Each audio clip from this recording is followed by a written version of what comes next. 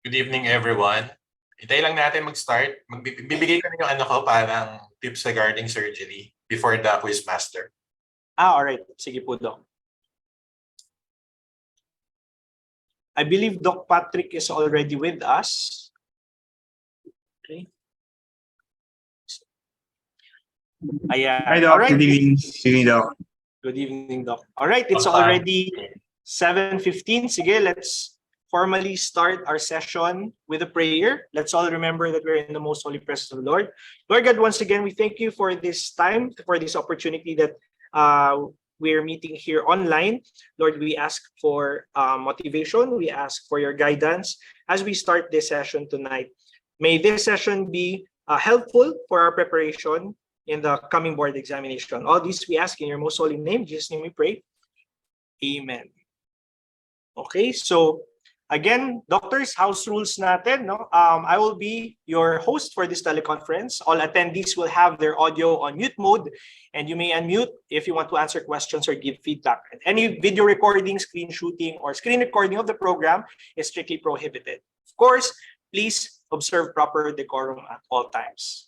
So tonight, we'll be having our surgery quizmaster session. With us is Dr. Patrick A. Mabugat, graduate of University of St. LaSalle, top 2 of November 2020 PLE. Okay, so before we start our quizmaster session, Doc Patrick, so Doc Broly will be giving an intro to surgery boards. Doc Broly?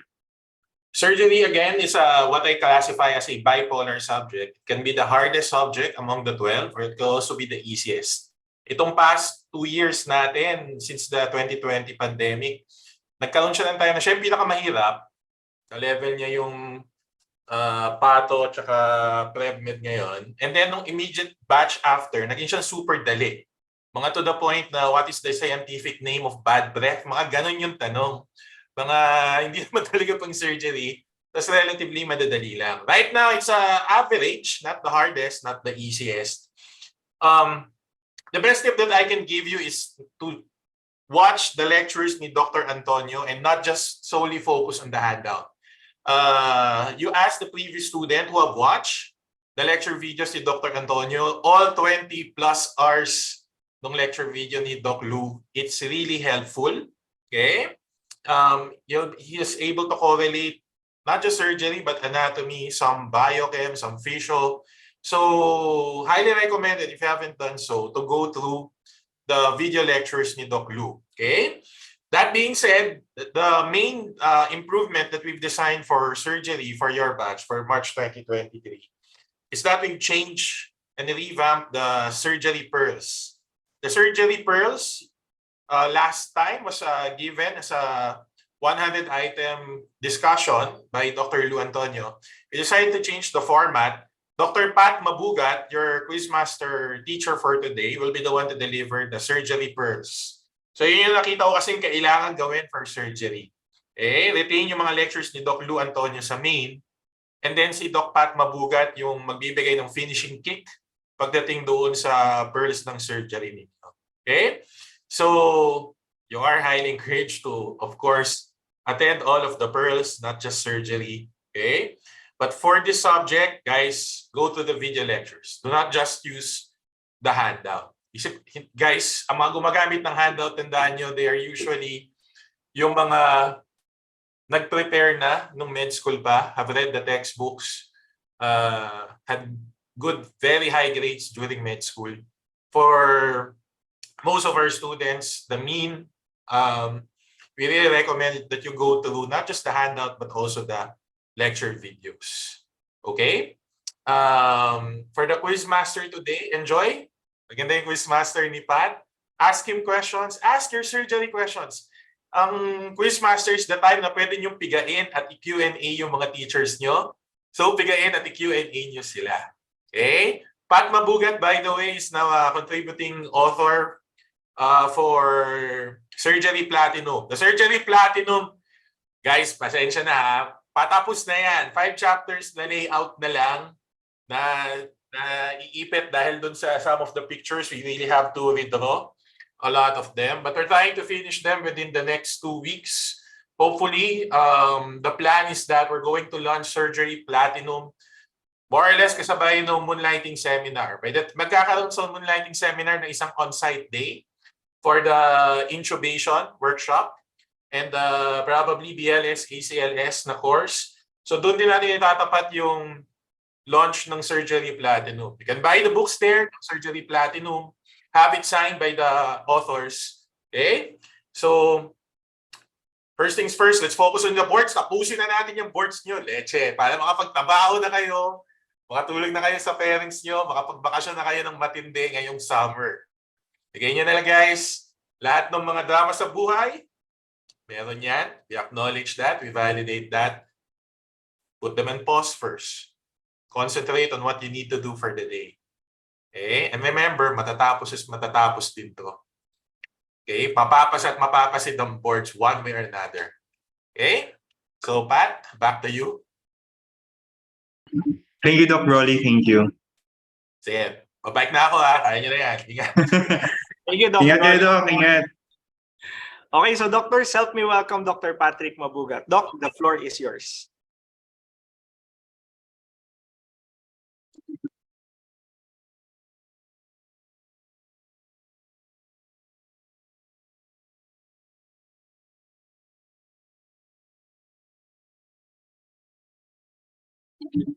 Okay, good evening po, everyone. So first and foremost, I'd like to apologize for not going to the initial schedule yesterday. Surgery residency really is something you can't really predict your schedules. Even when I thought that I was free the whole day yesterday, I had to cover for a batchmate. So I really apologize, and I really want to make it up to you guys by giving a better lecture today. So before we start, I hope you guys are all well. I hope everyone is okay. I hope you're all healthy and well rested somewhat. So the board exams are coming soon, but I hope you guys are all safe where you are right now. So without further ado, let's start. So this will be a quiz master session. I've just modified some parts of last year's quiz master, but I think this one is still a great complement to our buzzwords and the refresher course I did last time, because I separated the topics, so I didn't really do much major revamping. So again, to introduce myself, I'm currently a surgical resident in Corazon Locsin, which is the regional hospital of our province. It's located here in Bacolod, the city of Inasal in Mascara. So again, that's me. So for the first question, in a patient with medullary thyroid carcinoma, which other clinical features would be present if the patient would be diagnosed with MEN2A syndrome? So please start answering.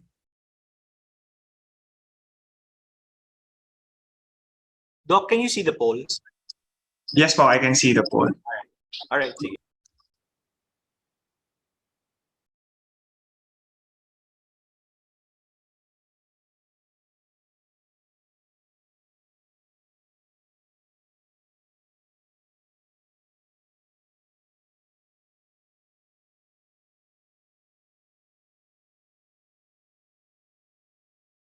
So I think time's up.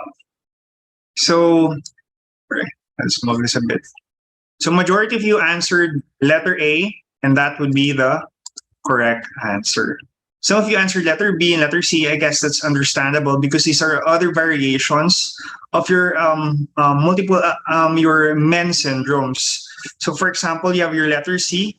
Your letter C, your pituitary adenoma, pancreatic tumors, and your parathyroid hyperplasia, or your 3Ps, PPPs, are your MEN1 syndrome or your Wermer syndrome.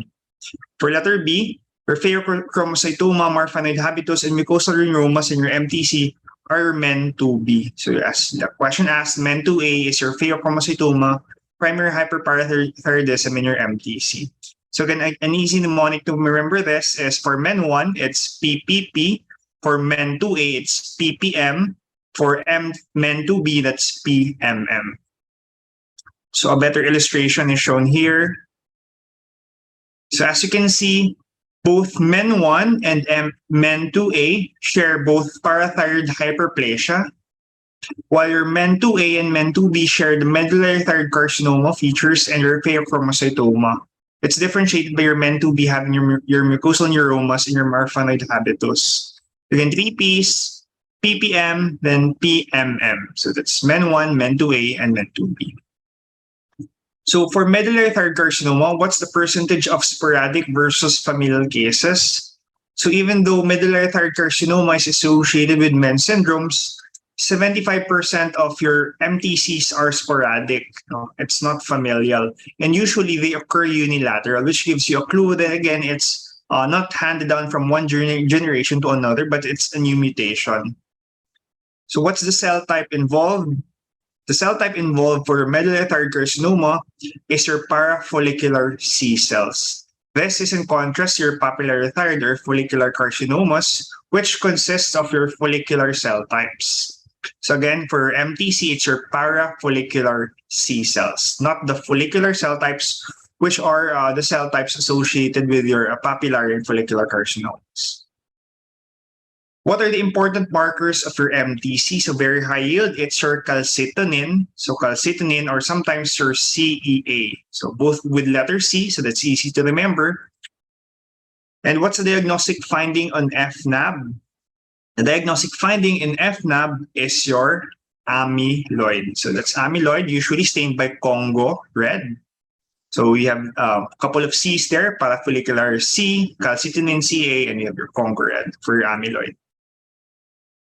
Now, I want to share this Bethesda system because I've seen previous exams make use of questions which try to make you identify the management associated with a particular class in your Bethesda system.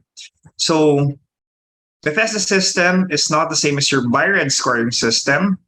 One way that you should remember is that the Bethesda system has a 0. So 0, 1, 2, 3, 4, 5, it has 6 classes, but it does not have a 6th class, only a class 0. So for 0, it's non-diagnostic or unsatisfactory, so you should repeat it with ultrasound. 1, it's benign, so you do follow-up. 2, you have atypia of undetermined significance or follicular lesion of undetermined significance, you should repeat FNAB. For 3, that's follicular neoplasm or suspicious for a follicular neoplasm, you do a surgical lobectomy. Take note, you don't identify whether it's a follicular adenoma or a follicular carcinoma based on FNAB. Why? Because in order to identify a follicular carcinoma, the malignant form of an adenoma, you need to use a bigger tissue biopsy for you to identify if there's capsular invasion or if there's extension outside the follicles. For 4, you have your suspicious for malignancy. You do near total thyroidectomy or surgical lobectomy. And for malignant, that's near total thyroidectomy. So this is a Bethesda system for reporting thyroid cytopathology. So I just want you guys to remember, again, there's 6 classes, but there's only class 5 as the highest class. But remember, there's a class 0 in which it's non-diagnostic or unsatisfactory. Students usually confuse Bethesda with BI-RADS scoring, which is the scoring system for imaging for breast malignancies. Next question. What's the most important component of surgical repair in an infant with unilateral inguinal hernia? So please answer.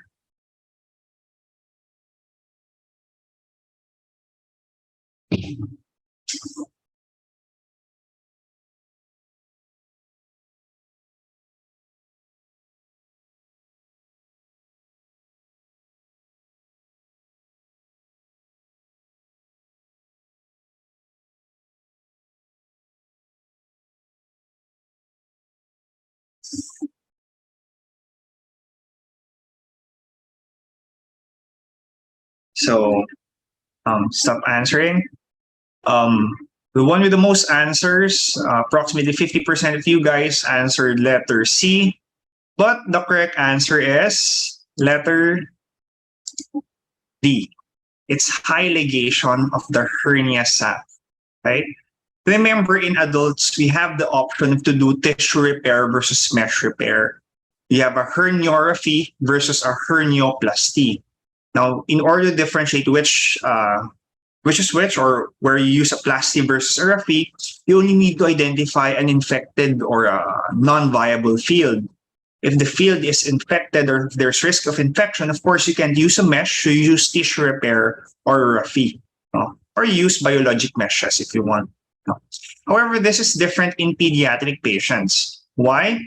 Because in pediatric patients, the most common cause of a hernia is a patent processus vaginalis. It's not weakness of the wall, it's not trauma, it's not any other collagen disease. It's just because the processus vaginalis is still patent. So if it's patent, it's your PPV basically is just a pathway for scrotum doderitis or around ligament in the female. It's the main management for that is just to ligate the pathway or ligate the tract. So you do high ligation of the hernia sac. So this is a commonly asked question, so I hope you guys don't get confused. This is an infant with unilateral inguinal hernia. I would agree with letter C if we were asking about an adult. But again, if this is a child, the most important part is a high ligation of the sac, sometimes called a herniotomy. So what's the cause of majority of cases of inguinal hernia? It's a PPV or a patent processus vaginalis. So usually it's more congenital, or it's more early onset than your weakness of the abdominal wall, your collagen diseases, among others. That's why the most common inguinal hernia is an indirect hernia as compared to a direct hernia, which is due to a weakness of the abdominal wall muscles. Your indirect hernia is usually caused by a PPV. That's why an indirect hernia is more common than a direct one. What refers to partial closure of the PPV with entrapped fluid? So remember, your PPV is the communication from the abdomen down to the scrotum. If the communication is patent, it's called the patent processus vaginalis. However, if it's closed in 1 or 2 points, you call that a hydrocele. Hydrocele means a water sac. So what test do you do to identify a hydrocele? You use a trans-illumination test. So you shine a light over the test, you use a pen light. If it shines, it's a positive test, trans-illumination test for a hydrocele. Most commons for inguinal hernia, most common gender, males more than females. It's a 10-to-1 ratio. And it's more common in the right more than left. How is this important? Some examiners will usually try to confuse you.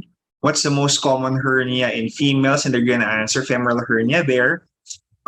The correct answer will still be an indirect hernia. However, when we're talking about genders, your indirect hernias or inguinal hernias are more common in males. It's more common the right and the left. How is this important? Before, they used to propose that when you identify a hernia sac or a patent hernia in a child, especially the ones found in the left, you usually need to do a contralateral herniotomy or exploration of the contralateral hernia of the contralateral inguinal area.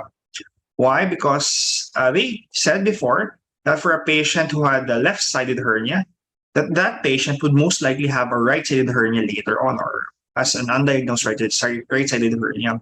But in more recent times, they have foregone that way of thinking, and they only operate on the one with a symptomatic hernia, especially in children. So just a trivia for you guys. What's the indications for surgery? For inguinal hernia, it's merely the presence of a hernia.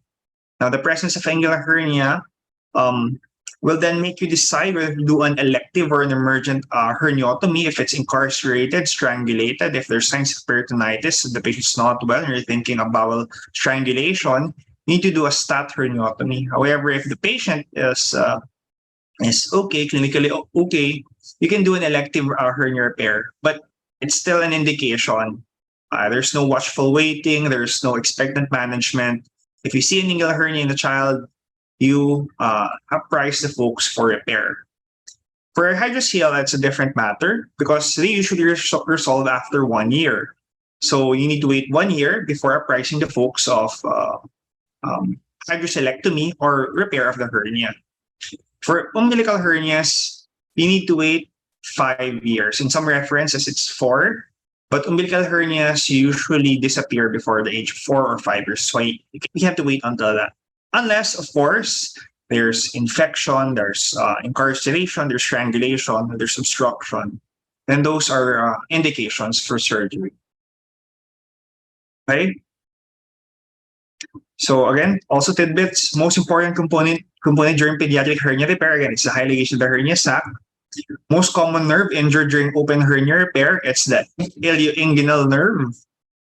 And the most common nerve injured during the laparoscopic hernia repair is your lateral femoral cutaneous nerve. Again, for open hernia repair, the most common is your ilioinguinal nerve. For laparoscopic hernia repair, it's the lateral femoral cutaneous nerve.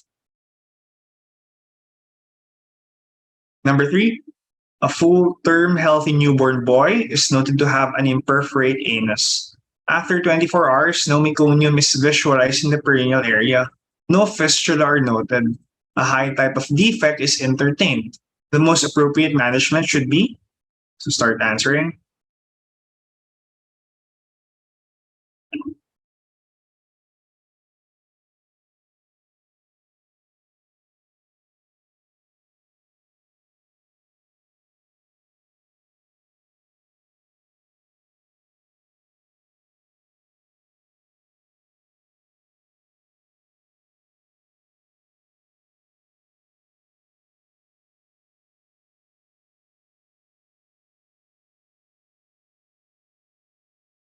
Okay, so majority of you answered letter B, 36%. The runner-up for that question is letter D, 31%. So the correct answer is letter, sorry, is it showing? It's letter B, sigmoid colostomy. Now, there's a few points that you need to identify in this question right here. The child is noted to have imperforate anus. Having no anus is technically an immediate indication for a surgery. However, take note in the question, they mentioned after 24 hours. Now, why do you need to wait 24 hours if you know the patient does not have an anus? Well, the central part in the management of patients with imperforate anus is identifying whether it's a high type or a low type, because that's where your management differs later on. So you need to wait 24 hours in order for you to get adequate imaging. So what makes the imaging adequate? Before, they used to have an invertogram. Later on, some more pediatric surgeons are making use of only the prone crusteolateral view. So they're trying to identify whether the gas is near the perineal area. They usually use radiographic opaque marker, right? So if it's less than 1 to 1.5 or sometimes 2 cm, that's usually a low type. Or if it's more than that, it's usually a high type. But again, in more later times, in more recent times, they've forgone that and they've only been identifying whether a fistula is present or not. But that's complicated for this topic. Now back to this one. So after 24 hours, they made an image. They use an imaging. So no meconium is visualized until then. No fistula are noted. So a high type defect is entertained. So what do you do with a high type defect? If it's a low type defect, it means that the defect is very short. It's very small. So what do? You just put a hole on that perineal area or in that imperforate anus, call it a cutback anaplasty, and the patient will now be able to poop normally. However, if it's a high type, so you can't really make an anus if the distance between the distal gas or the normal rectum is very far from the skin. So what do you do? So before, they've used multiple stage procedures, but on more recent times, you can use a single stage procedure now. But more commonly, what do? Is they do a colostomy so that the child will just be able to pass out stool, and they do a definitive repair later on. If you're familiar with the definitive repair, it's your PSARP, or posterior sagittal anorectoplasty. Now, to emphasize, what's the pathophysiology of an imperforate anus? Failure of the rectum to descend through the external sphincter complex. So the imperforate anus is the failure of the rectum itself to descend through the external sphincter complex. This is different from Hirschsprung disease, in which in Hirschsprung disease, the problem there is that the neural crest cells or the nervous system is incomplete up until the distal end. For imperforate anus, the rectum itself, just not bother going down. Okay. For high type, or it's above the levator ani muscle, so that's the more accurate description of that. You do a colostomy plus a pull-through procedure later on. For a low imperforate anus, below the levator ani muscle, you can do a perineal approach without a colostomy. So the presence of a fistula, meconium in the perineum marine usually signifies a low type. So what's the most common type of fistula in males? It's a rectourethral fistula. You sometimes see only anal dimpling. There's no anus there, and the child is urinating fecaloid material. It's usually a rectourethral fistula. For females, it's a rectovestibular fistula. It's outside the vagina in the vestibule. You find the fistula there. So most commons for imperforate anus for malformation, usually urinary tract defects. For skeletal defects, you have your sacral defect. For the GI defect, you have an esophageal atresia. So it's also important to work out other malformations in a child with imperforate anus because it's usually syndromic. And it's really worthless making a hole out of your anus if the child can't even tolerate feeding because the esophagus is actually closed. So we usually try to identify, we pass an OGT, we try to identify if the esophagus is patent. We do abdominal x-rays, we do babygramms, we do ultrasounds, just to identify if that there are no other problems because what's the point of, again, making a hole in the anus if you can't pass food through the esophagus? So you need to identify those conditions also. 4, indications for operative exploration in neck injuries, except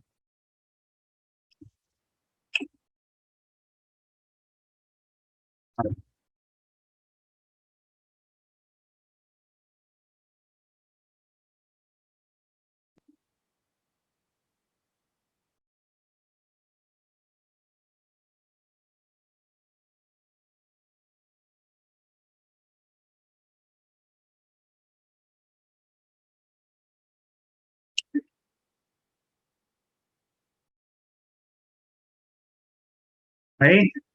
So most of you guys answered letter B. 35% of you answered significant external hemorrhage, followed by letter A, evidence of early digestive injury, C, hemodynamic instability, and less of you answered letter D. But the correct answer for this question is actually letter D, when cervical gunshot wounds. Now, there's a table in Schwartz, or there's a table in Mattox, which is the trauma reference, which shows you the management pathway for each type of, for each level of the neck. I'll explain it later on. But you don't necessarily need to operate on a patient, even if a gunshot wound, if the gunshot passed through the neck, through and through, because you still have time to work up the patient, right? So here's the levels of the neck. So in trauma, so below the clavicle, that's zone 1. From the clavicle to the angle of the mandible, that's zone 2.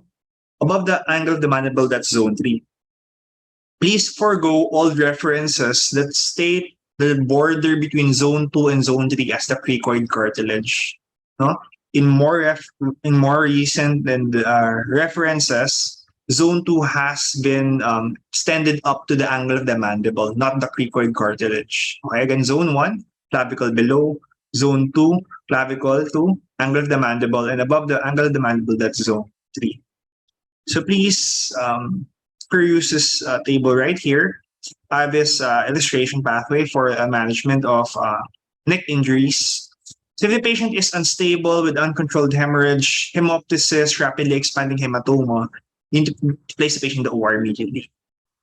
Okay, these are life-threatening conditions, and it's part of the resuscitation of the patient to actually go inside the OR.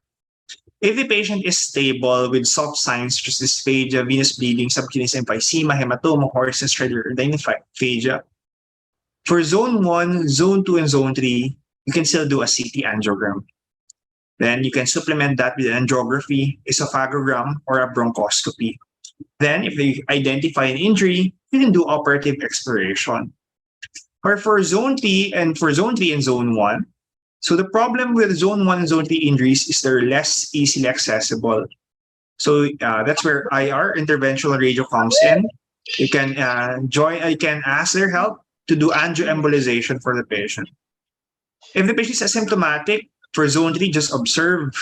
For zone 2, if it's transcervical and everything else, if it's transcervical, you can still opt to do diagnostic imaging. You can do CT angiography, and you can supplement it with, again, the 3 angiography, esophagogram, and bronchoscopy. Okay.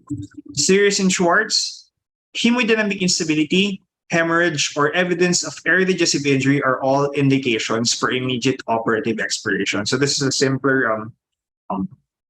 simpler way of identifying which injuries need OR and which injuries need imaging first.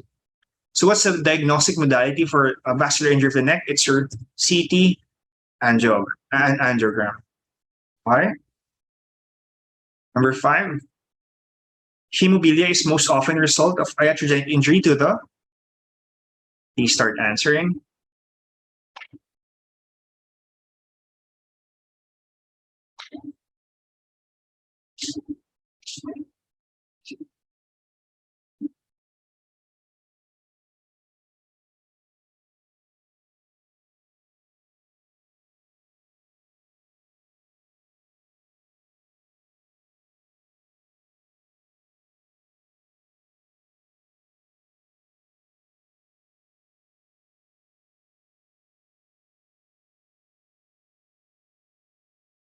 Okay.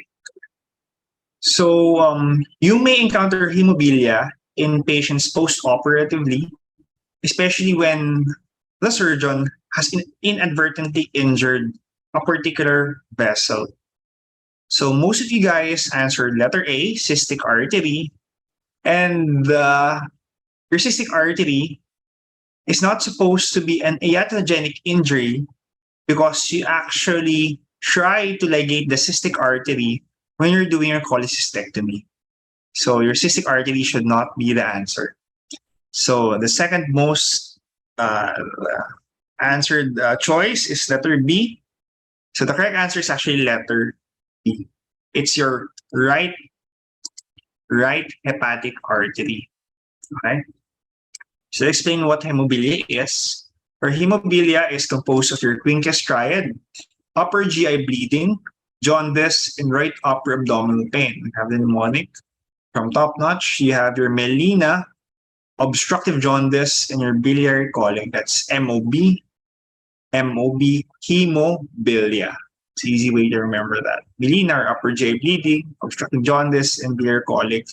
So basically, you're bleeding from your biliary tree.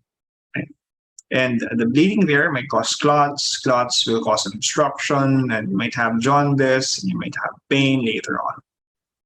What's the underlying lesion in hemophilia? It's an arterial pseudoaneurysm. So there's a vascular injury. The most common vascular injury is your right hepatic artery.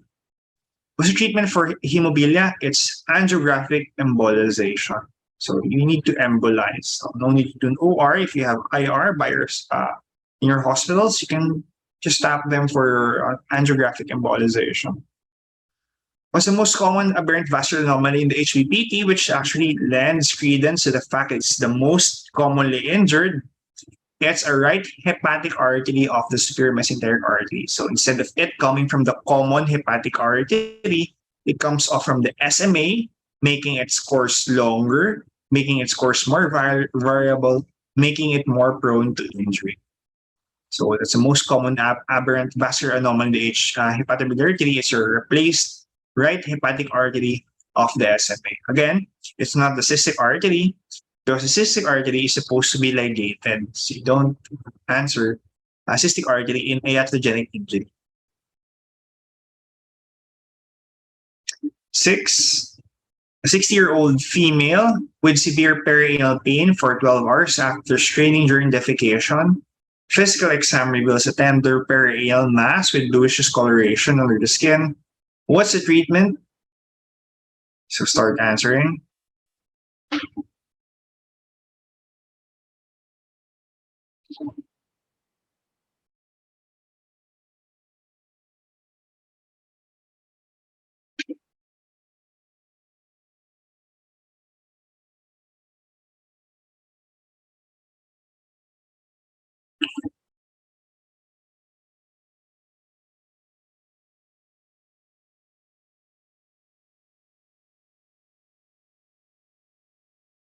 Okay.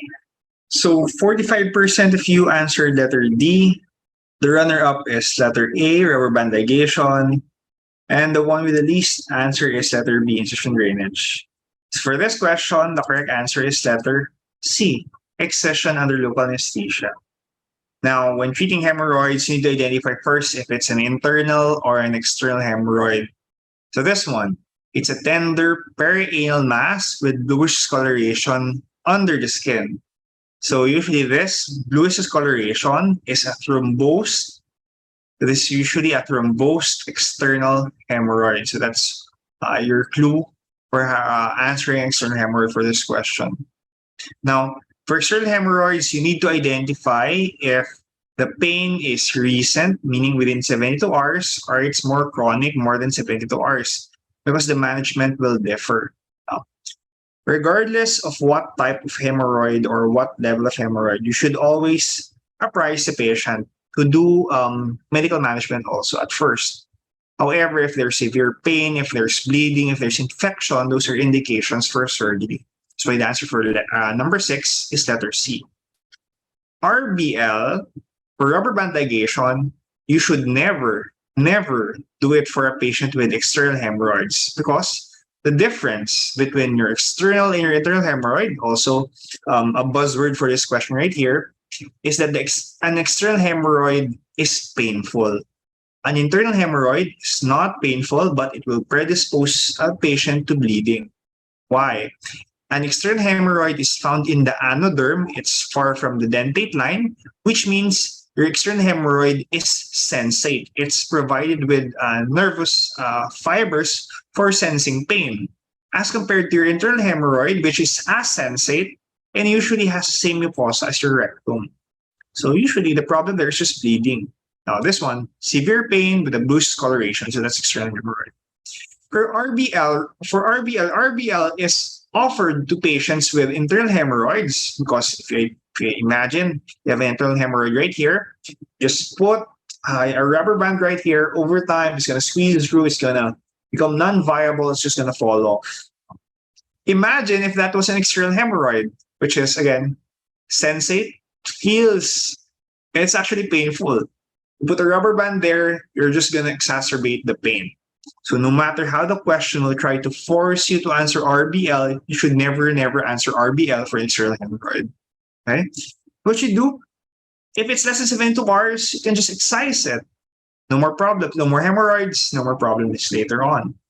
However, if it's more than 72 hours, references say that patient with external hemorrhoids more than 72 hours, especially those with thrombosed ones, are more likely to resolve with medical management alone. Okay, so just a review. You have your 3 hemorrhoidal plexi or plexuses. You have your left lateral, right anterior, and right posterior. Oh, the way you remember this is LL, left and lateral, right anterior, and right posterior. This is how you describe a hemorrhoid. If you're trying to report to your resident or to your consultant, use a left lateral, right anterior, right posterior as your markers. No, we only use clocks, using the face of the clock for, I guess, abscesses, fistulas. But for hemorrhoids, we try to identify which hemorrhoidal pile they belong. So we have 2 types, again, internal and external hemorrhoids. If it's above the dentate line, it's covered with mucosa. Usually it presents only with bleeding. You don't identify it until it's too large or if it's causing enough bleeding to be noticeable to you.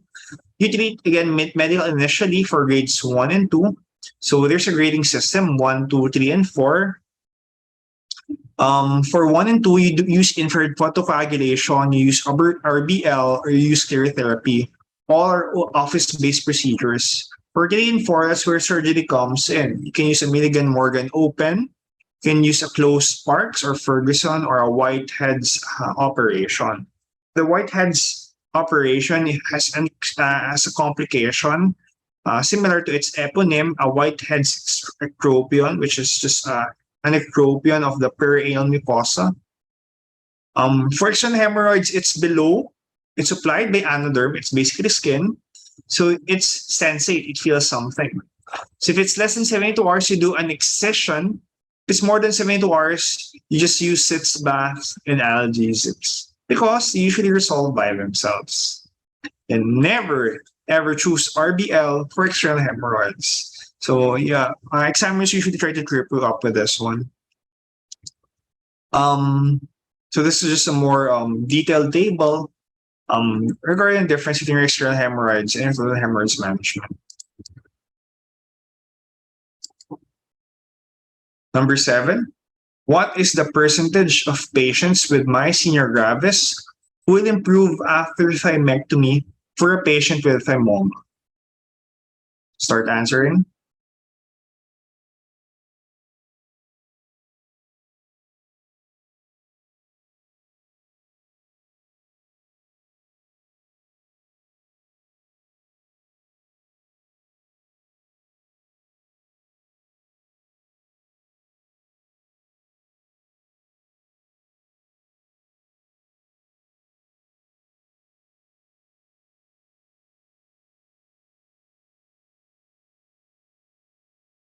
So majority of you answered letter C. Second runner-up is letter A and B. Both answered, 28% of you answered letter A and B, and least of you answered 90%. So the correct answer for number 7 is letter A, 25%. I know this is a very unfair question. Usually those questions with numbers, they're very unfair to the student who tried to sift through countless of books and references just to understand a particular topic, and there goes examiner asking percentages. I'm sorry to inform you, but in the board exams, there are questions that are like these. And actually, in the past 2 years, your MG and the percentages of patients who recover from MG with or without a thymoma after thymectomy popped out, especially the percentages of their resolution. So I guess there's no other way of going around this but brute memorization. However, in the topic of MG or myasthenia gravis, what's antibody involved in myasthenia gravis is your acetylcholine receptor antibody. Remember that your acetylcholine usually attaches to its receptor, activating the muscle. However, in your MG, what happens is that the antibody attaches to that receptor and overstimulates the receptor, and it usually weakens with use. So over time, the antibody usually makes a sandwich with the receptor and the antibody and the acetylcholine itself. So the more you use it, the more your muscle weakens. Right? So I'll try to compare it with Lambert-Eaton. For Lambert-Eaton, the antibody involved is a voltage-gated calcium channel antibody. So for voltage-gated calcium channel antibodies, these are antibodies which attach to the channel, which activate during muscle contraction. However, if you overcome the number of antibodies with the number of calcium channels that you open, it improves with use. Again, in MG, the problem is that every time acetylcholine attaches to your receptor, the antibody in MG attaches to that complex. And the more you use the muscle, the more you make these connections, the more the antibody forces the muscle to weaken. As compared to Lambert-Eaton, in which the antibody attaches only to the channels, and over time, if more channels are open, the antibody actually is, the effect of the antibody is more diluted. So that's why in MG, it weakens with use. For Lambert-Eaton, it improves with use. So 50% of patients with a thymoma usually have an acetylcholine receptor antibody. That's why they have identified a surgery, a thymectomy, to help in patients with myasthenia gravis. So in patients with myasthenia gravis without a thymoma, doing a thymectomy results in 50% complete resolution and improvement in 80 to 90%. However, in patients with myasthenia gravis with thymoma, complete resolution only occurs in 25%. So it's a bit counterintuitive, but I hope you understand these numbers. Patients with thymomas usually have antibodies. If you remove the thymus, usually the antibodies go away. If the patient has thymoma, so the effect will be lesser because the thymus itself is defective. Number 8, what's the best test for localization of a gastrinoma? Start answering.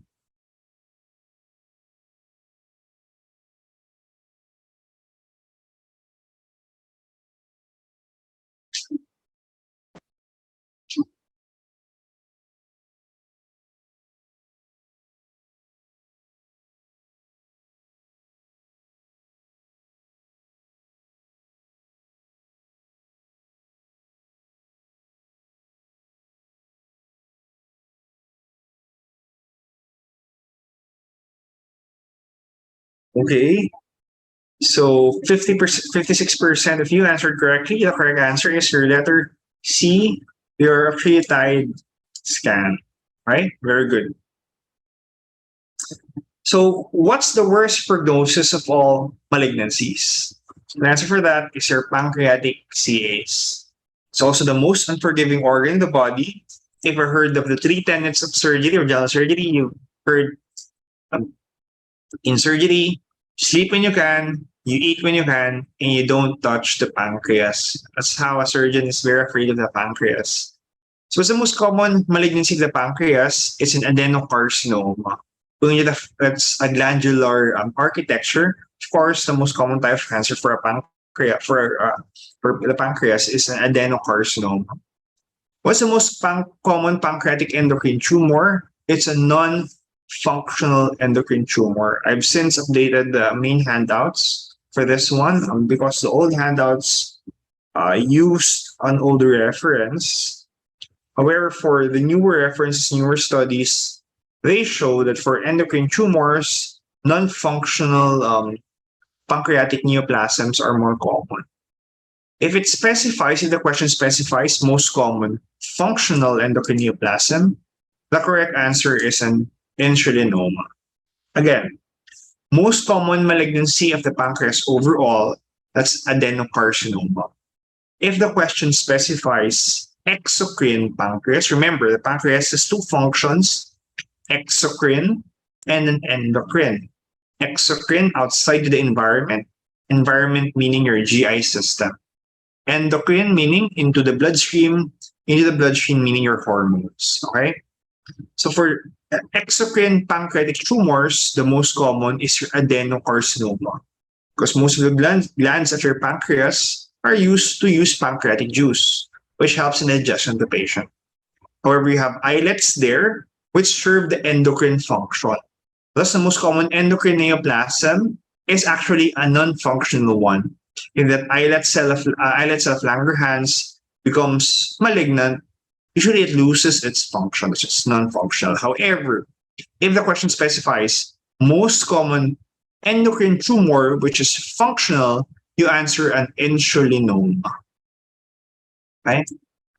What's the medical management of functional neuroendocrine tumors of pancreas? The answer is octreotide. Except for insulinomas, which again is the most common functional one, you do surgery. So I have this table right here, this illustration right here, which identifies the most common parts of pancreatic tumors or your PNETs, your pancreatic neuroendocrine tumors or islet cell tumors. So just imagine, let me draw, take out my pen. So basically, this is the head of the pancreas. This is the uncinate process. This is the body, then the tail. And you have the spleen right here. So most common in the head, that's your gastrinoma. Your S, also your somatostatinoma. In the body, I there, that's your insulinoma. V there, that's VI-poma, and for the spleen, that's your glucagonoma. So that's your basically a good illustration to identify which parts of the pancreas have more common PNETs or isolated cell tumors. So to add, what's the most common pancreatic islet cell tumor in men 1? It's your gastrinoma. Remember, men 1 is 3 Ps, parathyroid, pancreatic, and pheochromocytoma. So your gastrinoma is characterized as a case. Usually you're asked as a case, presenting as a patient who has had multiple consults, has had multiple GI, surgery consults, has multiple workups. And P, their peptic ulcer disease is still very persistent, even after PPI treatment. So the next differential we should identify is using is a gastrinoma. So for the gastrinoma or Passaro triangle, so this is a site where most gastrinomas occur. You can do cystic duct. You can find the cystic duct or the CBD, the pancreatic neck to the body, or the second, third portion of the duodenum. That's your gastrinoma or Passaro's triangle. What's the diagnostic test? You can do a fasting serum gastrin or a basal acid output. The confirmatory test is a secretin stimulation test. Okay, so diagnostic is an elevated gastrin. However, if you want to confirm this gastrin is due to gastrinoma, you do a secretin stimulation test. And what's the single best study for localizing gastrinomas? It's your octreotide scan. If not found, you do a duodenal exploration. So that's one of the sites where gastrinomas occur and they are not found in imaging. So you open a bit of the duodenum, try to find it around there, and if you find that it's usually gastrinoma. 9, 50-year-old male, hospitalized and bedridden for a month, maintained on high-dose opiates, presents with distended large bowel loops on x-rays. What's the diagnosis? Start answering.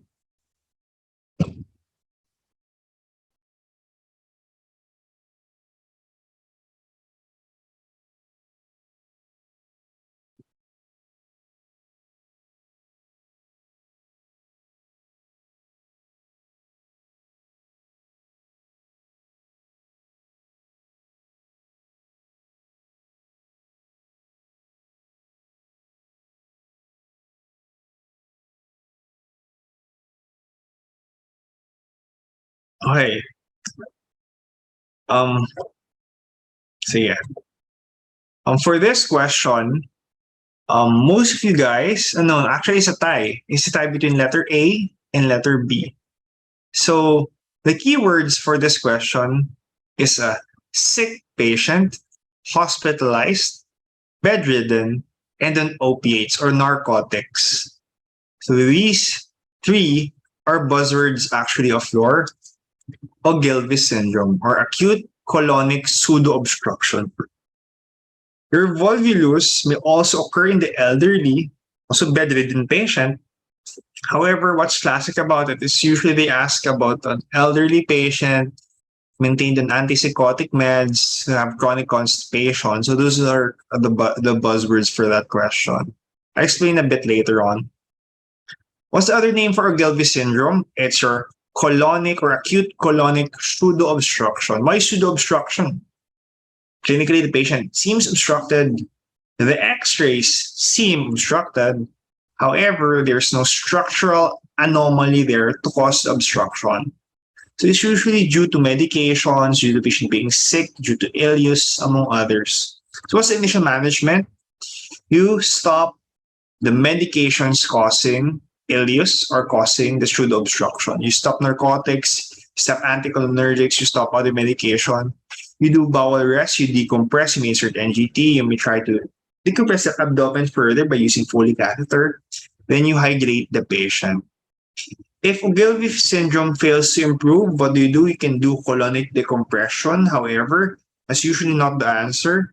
So you can still offer medical management at first. You stigmine, however, you avoid this in patients with bradycardia and cardiopulmonary disease. All right.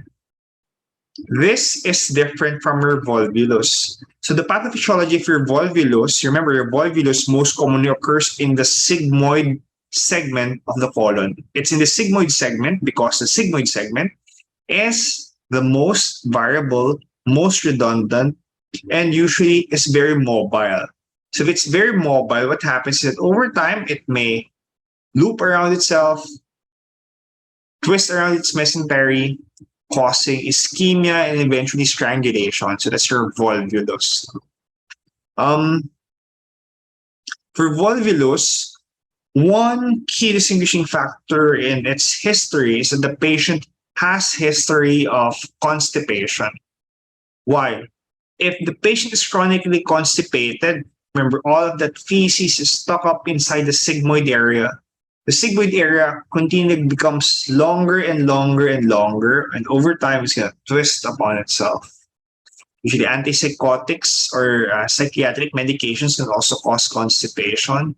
You find this in elderly nursing home patients. So those are buzzwords for the exams. Again, elderly patient, sick, bedridden, on multiple narcotics, pain medications. Usually that's Ogilvy syndrome. It's usually due to the meds, but it may be due to the underlying illness.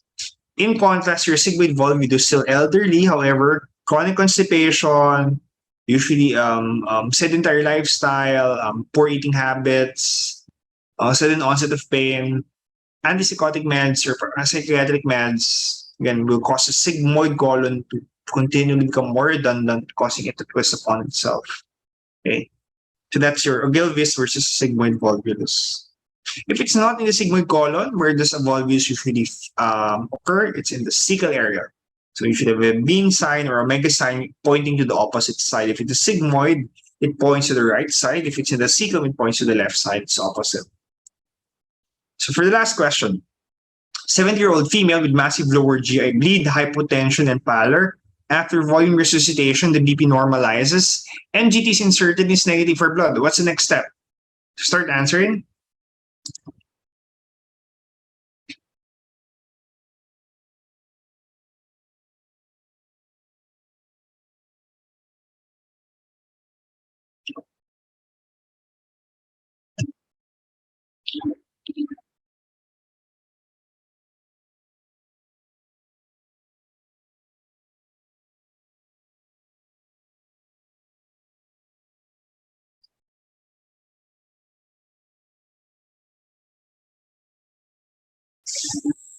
Okay, so most of you answered colonoscopy, I guess, because I think among the choices, the one that's most often heard. The correct answer for this one is anoscopy or proctoscopy. I'll explain a bit in a while. Okay, so in a patient with massive lower GI bleed, hypotension, and pallor, the first and foremost thing that you should do is you need to assess the patient and assess the need for resuscitation. If the patient needs resuscitating, you give blood products, you try to hydrate the patient, try to stabilize the patient. So after resuscitation, the BP normalizes in this case. Next step, the physician inserts an NGT, which is actually the correct step. Why? For patients with lower GI bleeding, it's important to rule out upper GI bleeding first. Why? Because upper GI bleeding usually has the stomach and the esophagus as its culprit. If it's not in the upper GI, you immediately are relieved of those two differentials. So you can try to identify if it's from the duodenum down to the colon or the rectum. So again, you insert an NGT, you try to rule out upper GI bleeding because it's easier to rule out upper GI bleeding than the lower GI bleeding. So that's the reason why you insert an NGT. After that, you try to rule out an upper GI bleeding first. So it's negative for blood. So what's the next step? So what's the first step for lower GI bleeding cases? So the first step, you should do an anoscopy or proctoscopy. I'll explain a bit in a while. So the most common cause of lower GI bleeding in the elderly, it's a diverticular bleeding. So diverticulum is an outpouching of the wall. It's usually a false outpouching of false diverticulum unless over time it develops 3 layers of its colonic wall. So diverticulosis also is different from diverticulitis. Diverticulosis means that you have multiple diverticuli which may or may not be bleeding. may or may not be infected. If it's infected, you call it a diverticulitis. After stabilization, what's the next step? You do an NGT, you certain NGT to rule out upper GI bleeding. If it's negative blood, you do procto or anoscopy. Why? The second most common cause of lower GI bleeding, second only to diverticular bleeding, is a hemorrhoid. So it's easier to do proctor anoscopy first before you do a colonoscopy. You try to identify hemorrhoids first before you proceed to the colon, which makes sense, right? You're gonna pass through the rectum or the anus first, so you might as well do anoscopy or proctoscopy at first. If it's not there, proceed to the colon. So you do, if there's no hemorrhoids, you proceed with a formal colonoscopy. If still with massive bleeding, you can bring the patient to IR, do arteriography. However, if unstable or occurs, you can do an exploratory laparotomy for this patient. So I'm not sure if you have seen skits online in which there's a GI and there's a GI, interventional radiologist, and a surgeon, all quarreling and all pushing one patient to each other. So this is where the confusion usually occurs. So for us, if the patient can be operated on, if you can find any source of the bleeding which can be operated on, so we do operation the patient because we're surgeons. Okay?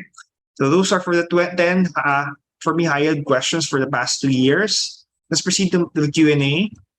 So what's the vessel associated with recurrent laryngeal nerve injury?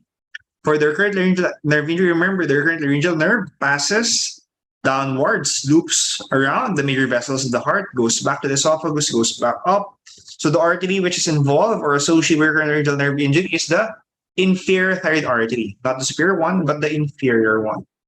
Okay.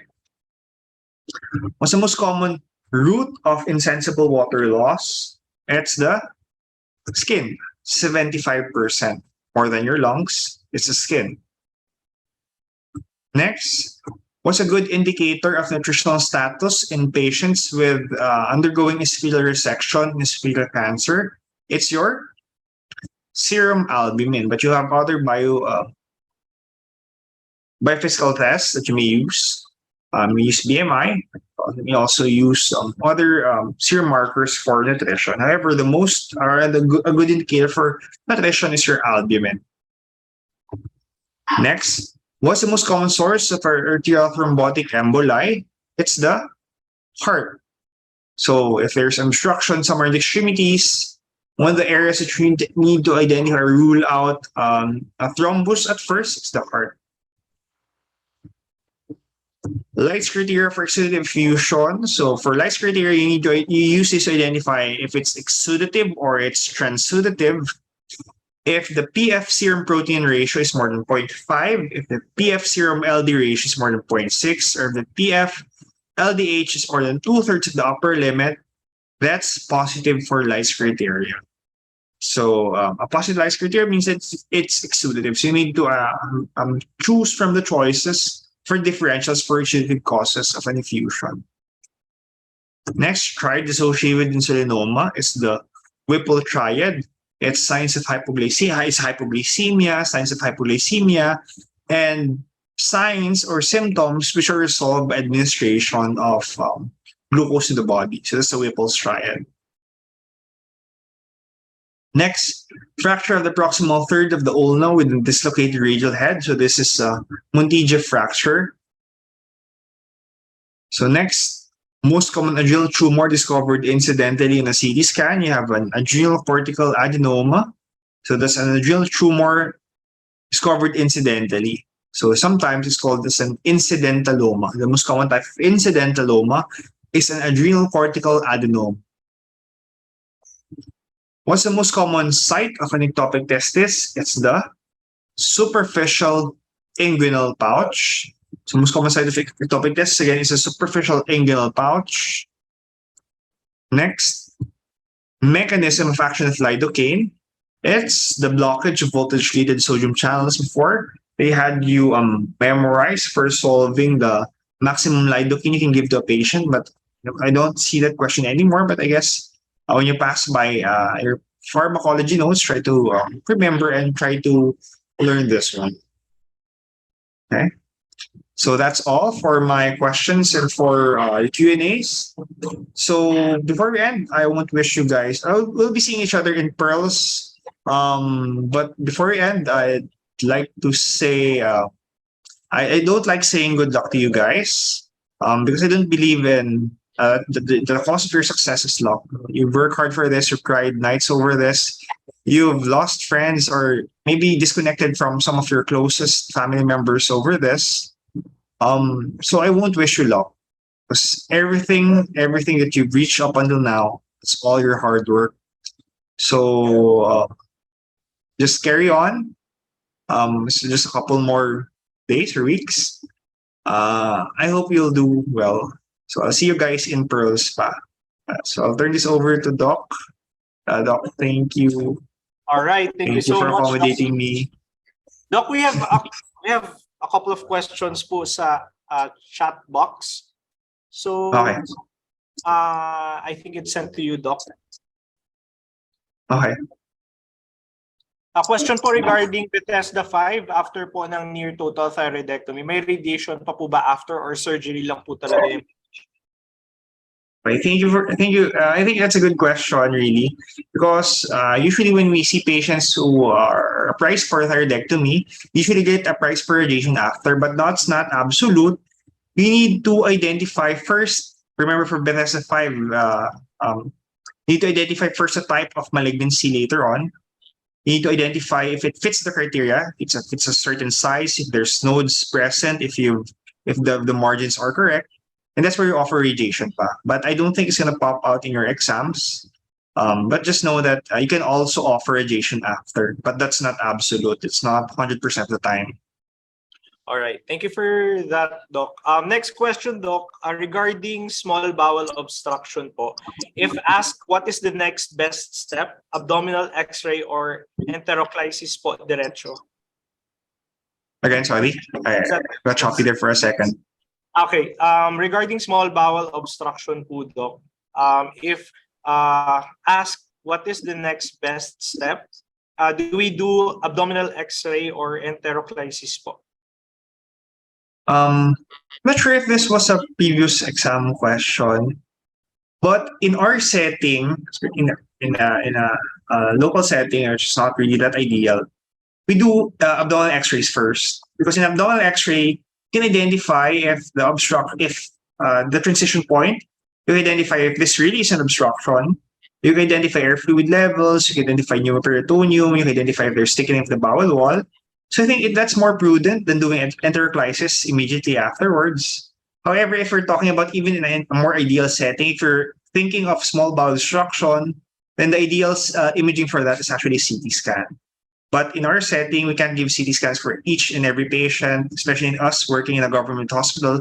So we do abdominal X-rays at first. That's where you try to identify which part of the intestines is obstructed and most probably what's the cause of the obstruction. All right, so I think we don't have any more questions, Doc. If meron questions yung mga viewers natin from the portal, you may message your Mother Geese para ma-forward natin yung questions ninyo. Thank you so much, Doc Patrick Mabugat. Once again, ladies and gentlemen. Thank you, Doc Ian.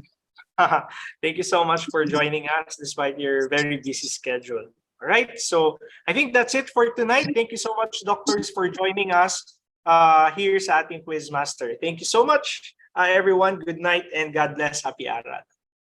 Konting araw na lang, guys. Good luck. Konting stretch pa.